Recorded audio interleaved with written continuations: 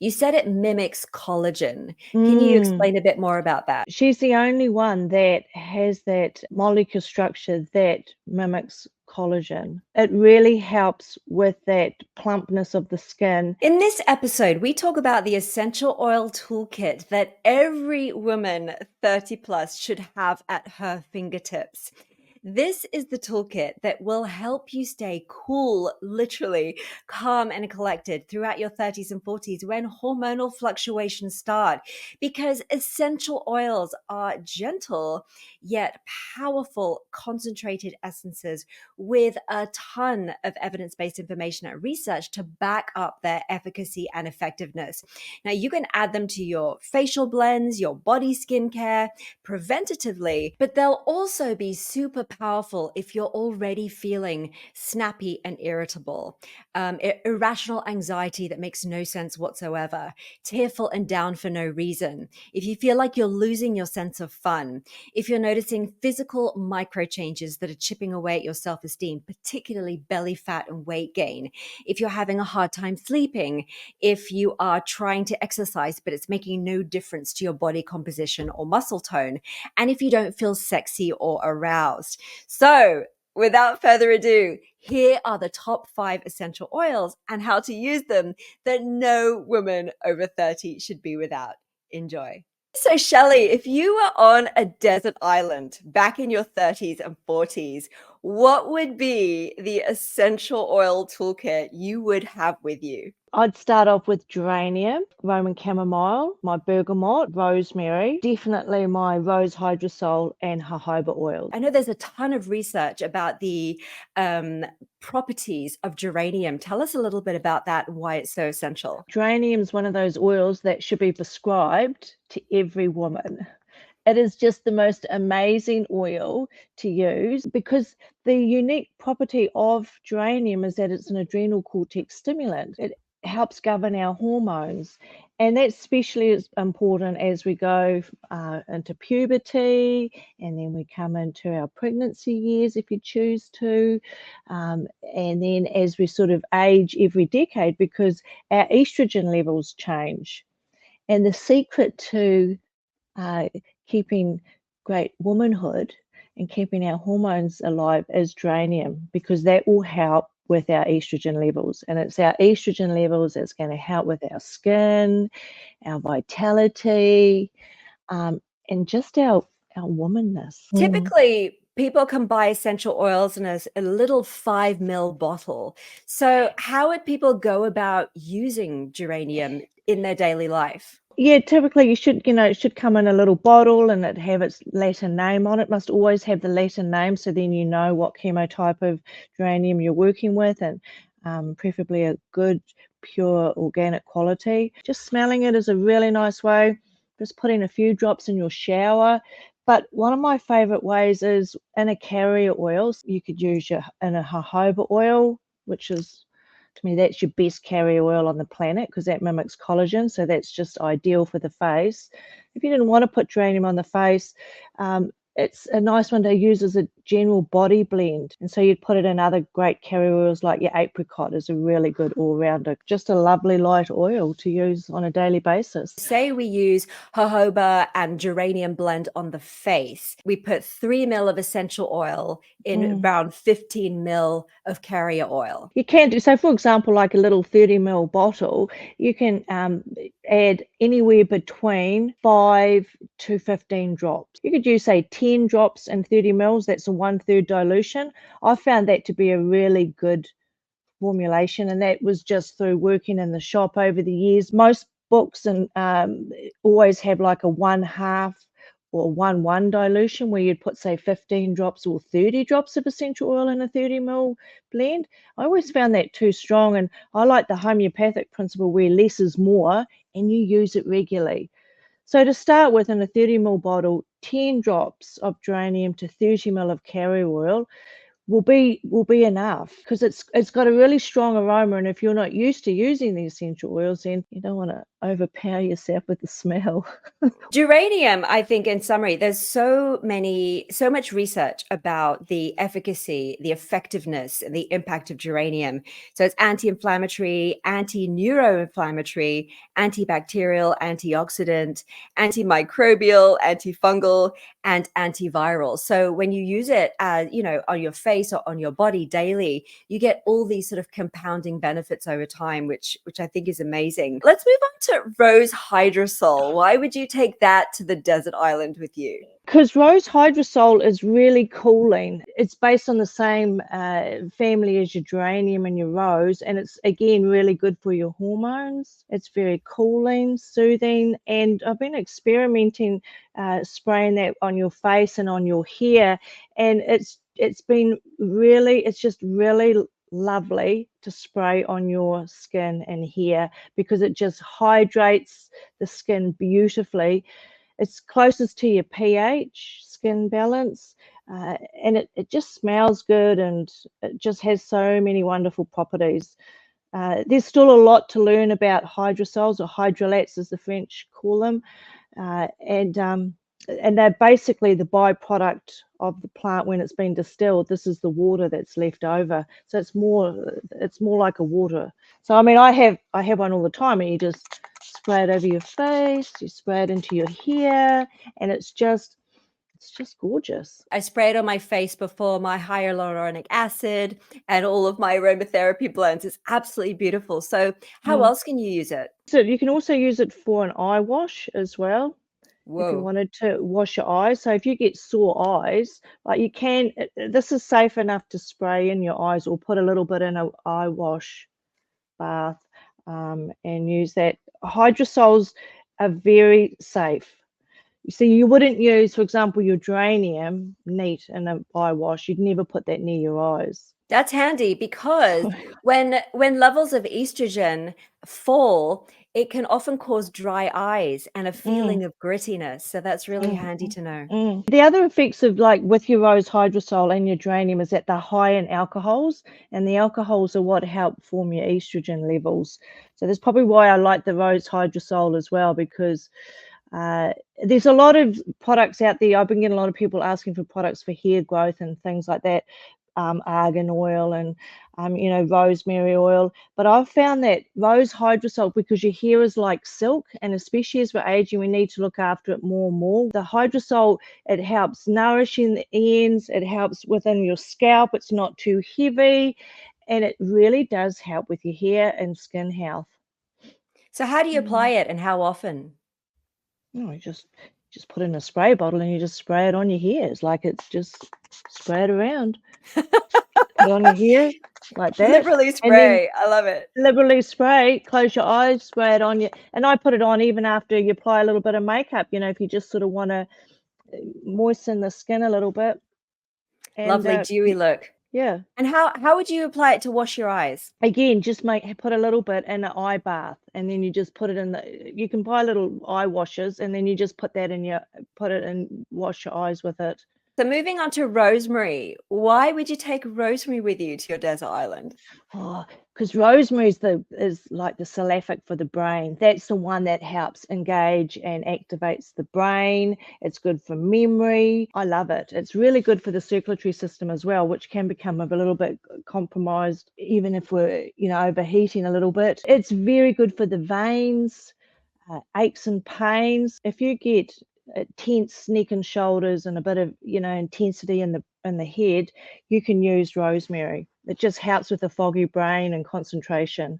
Is that one that you can use on the face and the body as well? I've never really used it in a face blend. I've mostly used it in body blends and blends for the feet. Rosemary is one of the ones that is more for your body. You wouldn't really use it so much on the face. It's not really a facial oil as such. You can put a few drops, for example, say in your rose hydrosol, and spray that on the hair if you wanted to help with your hair growth. It's one of those strong energy oils, and I find that rosemary and geranium work really well together as well, just to, give you a little bit of a boost So in a body blend, you could mix 5 drops of geranium with 5 drops of rosemary and 30 ml of jojoba, and you'd have like a blend that would help promote cognitive function and reduce stress and just make you feel all round great. Yeah, and help with your circulation, give you a bit of energy.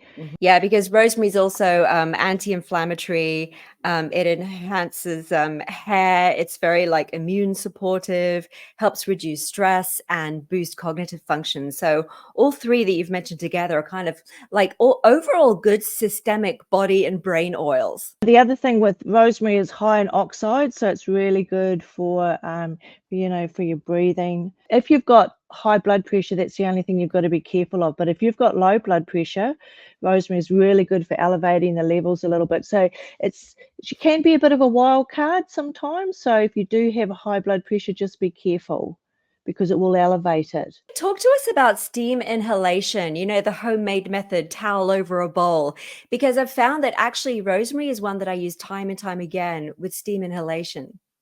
Oh, it's fantastic because all you have to do is just get a bowl of warm water, just add only 1 to 2 drops max. Try to get 1 drop out, but often two will come out. And then, did you know? And then just put your towel over your head and just inhale it for a couple of minutes, and it'll go up the nose and into the olfactory bulb, stimulate the limbic system, and send messages to the brain, and away we go. Rosemary is one of the strong ones that if you do put too much in a steam inhalation, it kind of like burns your nostrils. Yeah, and your eyes too, because Yeah, it's right. similar to Yeah. eucalypt in a sense because of the oxide component. Yeah, you Mm, got to keep your eyes closed. But it's funny because steam inhalation is like an old school beauty treatment now. I don't really mm. see a lot of people talking about it on Instagram, with all the like Instagram beauty stuff. And it's something I used to do Ah, all the time as a teenager. So I think that, yeah. if we could bring that back, that's so powerful for cleansing and detoxifying the skin. If you exfoliate first and then you steam and then you add all the essential oils, oh my God, it just gets absorbed so much more quickly. This show is sponsored by the Body Brain Reset, the 14-day micro course that helps you reset your body and brain and feel like yourself again without diets, detoxes, superfoods, and endless exercising. It puts women in their 30s and 40s back in control of their body and life so they can see that energized and motivated woman in the mirror again. Watch a free lesson at bodybrainreset.co/free. I'll see you over there. So Mm. let's talk about Roman chamomile. Why would you take that with you? Oh, that's one of my favorites as well because she's the highest in esters, and that's the most cooling and calming of all the essential oils. So she's got a high ester count of 75%, so it's quite a high ester count. Very cooling. So because of the esters, it's what's most healing to tissue, skin, and wounds. So it's very good for scarring. Most people think of lavender to use for burns, but and if it's a lavender angustifolia, because that's very high in the ester count as well.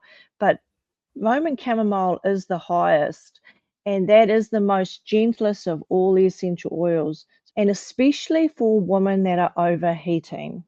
Roman chamomile is beautiful for cooling the body down.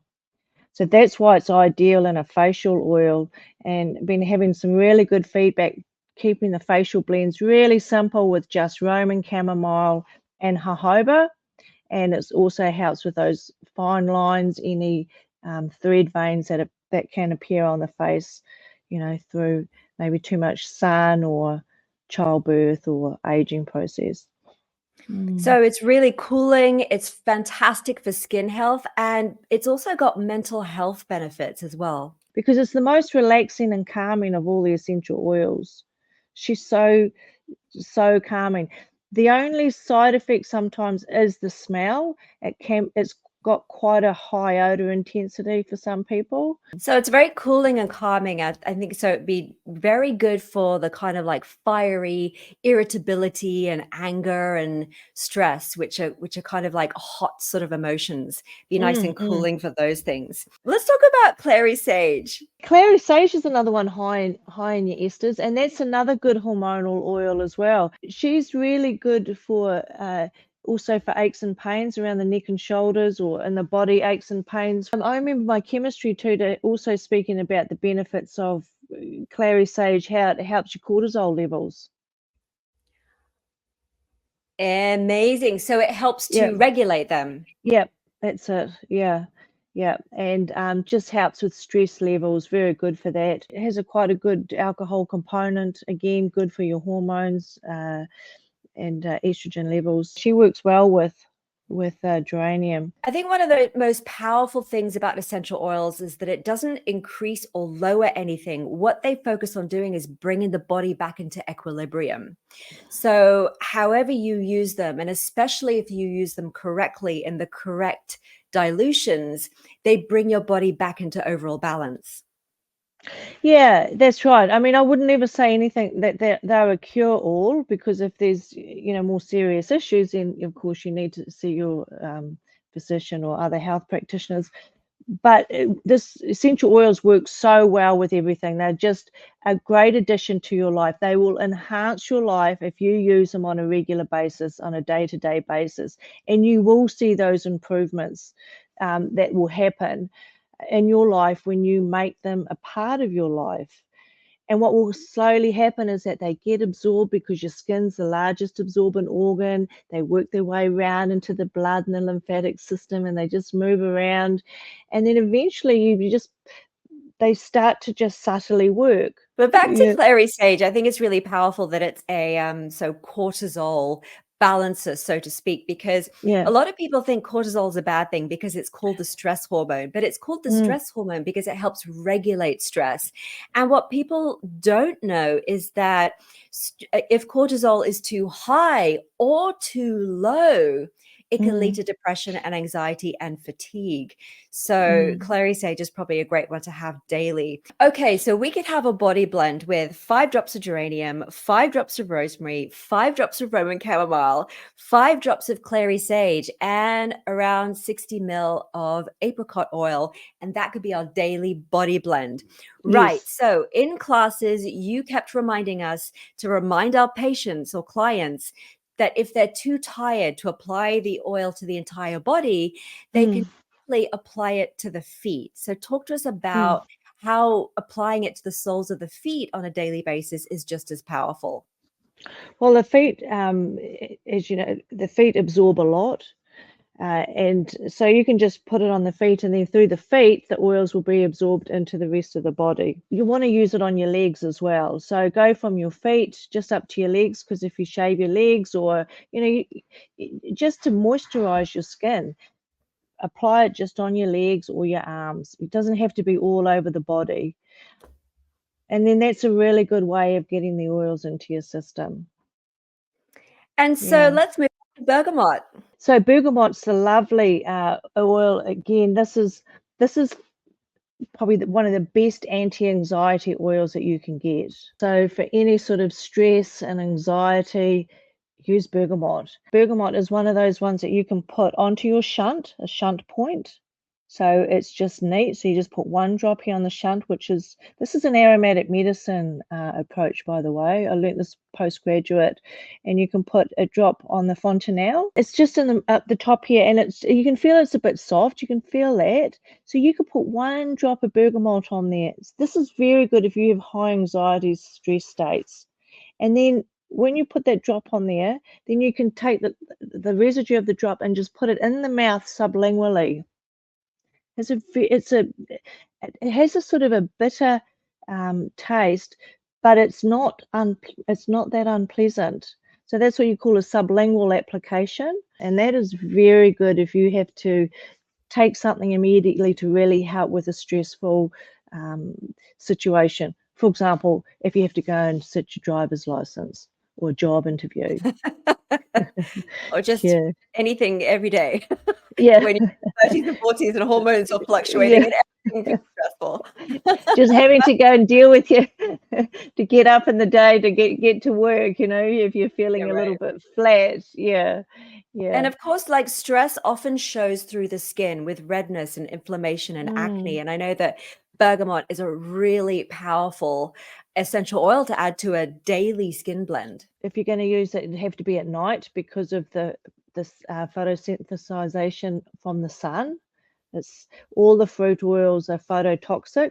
They generally come from the Reticeae family, which can react. So it's ideal for the body, and just in your body blends that you can use if you're not going out in the direct sunlight. So if you were to make a facial blend for the Mm. evening, you would put maybe 3 to 5 drops in 15 ml of jojoba oil. Yes. The other good thing about bergamot, it's really good for skin conditions like acne or psoriasis or eczema. It was always one of those keynote essential oils to use for any any skin problems. Let's just touch briefly again on jojoba. So this is an absolute superpower carrier oil. You said it mimics collagen. Can you Mm. explain a bit more about that? Jojoba's more like a liquid wax. She's the only one that has that molecule structure that mimics collagen, and the properties mimic collagen. It really helps with that plumpness of the skin, and it's a little bit lighter than the other carrier oils. She's very, very stable as well. And as a facial oil, I think it just surpasses any other facial oil on the planet. It's just so simple to use, and you put it on your face and on your neck and on your chest, and it's safe around your eyes and around your lips. It just helps with that plumpness and your skin tone. I feel like my skin glows.